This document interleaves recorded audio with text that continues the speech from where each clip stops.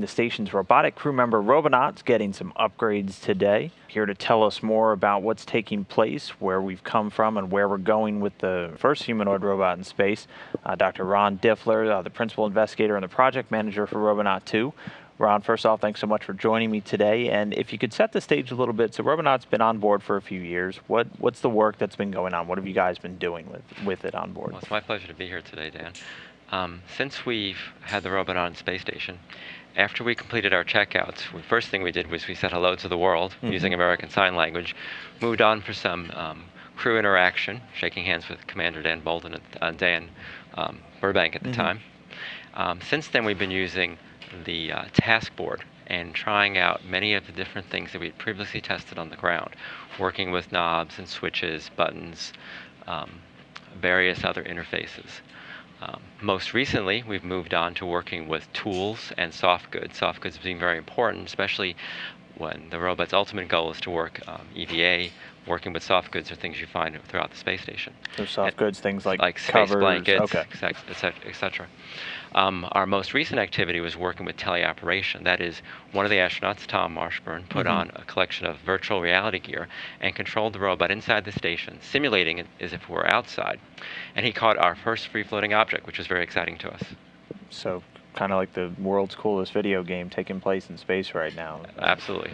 So, and obviously, Robonaut created to be kind of another set of helping hands to the astronauts on board the station, and it needs more than just hands. It needs some legs too. So you guys have been developing these climbing legs for the robot. Absolutely. You can only do so much if you're fixed on a stanchion, which is what we've been on for the last couple of years. With the addition of legs, we'll be able to go mobile.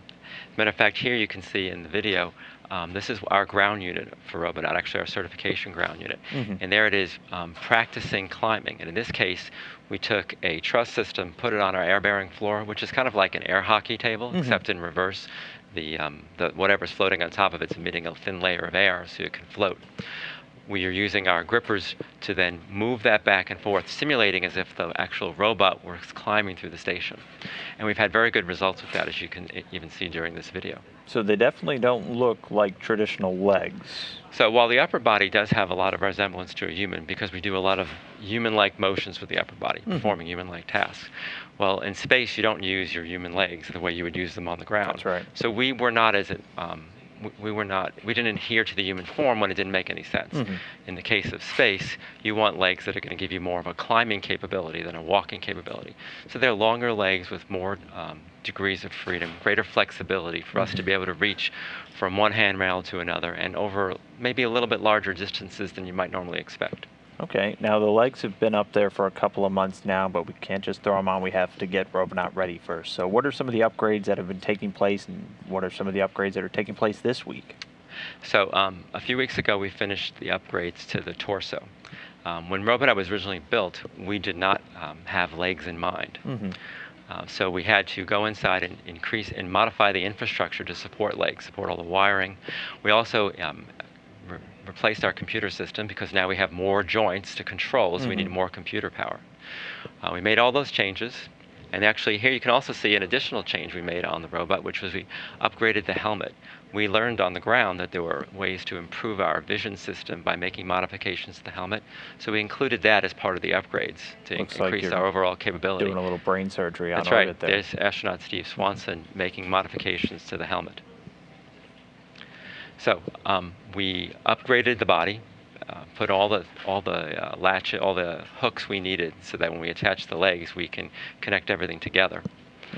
Here you see the legs. They were sent up, folded up, and they actually have handrails. Our protocol on space station is that one leg must always be engaged. No free-floating robots inside the space station. So you see two handrails that'll be used in part of the assembly process. So we will astronaut Steve Swanson will unfold the legs and then remove the body from its stanchion and attach those to the top of the legs. Basically put the bottom half and the top half together to give us a full-size Robonaut inside the space station. Okay. And I think we have some more images. So you mentioned it's been on a stanchion a lot, and I think we have another picture. So what are we looking at right here? That's the interface at the top of the legs that will mate with a matching interface that we recently installed with the torso upgrades, and the two can be put together, and you can actually see some guide pins there. And when it's all put together, it'll look just like that certification robot we have on the ground, and be able to start moving between handrail to handrail, which is one of the ways we'll move on the inside of the space station. And it won't have to worry about those straps either, because that's right. You don't need the straps in space, since you'll be able to. There'll be no gravity, and you'll be essentially weightless. So when are you guys expecting? When are you hoping to get the legs attached? Currently, we're doing some preparation work both today and tomorrow. Our goal is to attach the legs on Thursday, and then button everything up on Friday, and then we'll do what we call a power soak. We just turn on electronics and make sure everything is behaving the way we expect it to. Yep. And then once that's out of the way, first steps. Well, there'll be a couple of more stages between now and first steps. We have to be sure that all these things been put together are checked out properly. So we'll have more or less the equivalent of stretching over the next 2 activities we have on space station. And then in the November-December timeframe, we will take our first step and go from one of our handrails that we're currently mounted to the next handrail. And then just to close us out, big picture, once Robonaut's mobile, what are you guys really hoping that it's going to be able to accomplish? Well, we have put the robot in the best laboratory anywhere for preparing ourselves for eventual EVA activities, spacewalking, space climbing type of activities. So we're going to use the space station as a laboratory for climbing and learn all about climbing inside the space station, where we have the advantage as we're learning things. If some issues come up, the crew's there to help us. And as opposed to being on the outside of the station, where if you're learning things, there are a lot more consequences to what's going on.